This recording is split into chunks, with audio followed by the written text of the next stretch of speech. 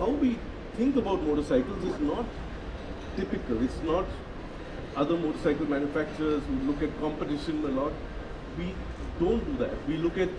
We ride ourselves, all of us. We enjoy riding. We understand the pain and the pleasure and the joy of motorcycling. And we ride with our customers. We observe them, we see them. And that's what informs us in making our motorcycles at Royal Enfield. And hopefully you get a sense of that, you get a taste of that in the motorcycles that we make. And Royal Enfield has actually a rich history in cruisers as well. In Royal Enfield UK in the 1950s, we were making cruisers. Ladies and gentlemen.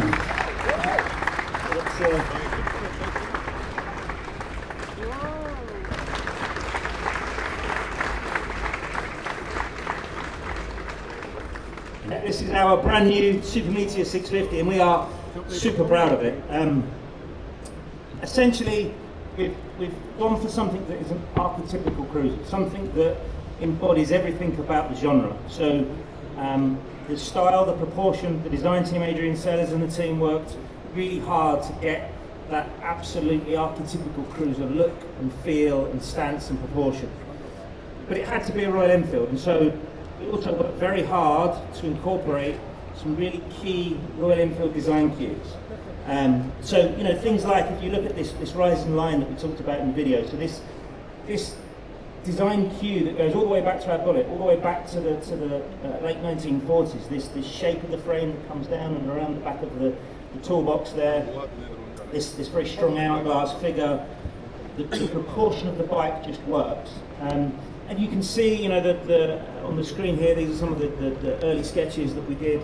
And you can see it gives that sense of dynamic, that sense of motion and moving forward right from the start.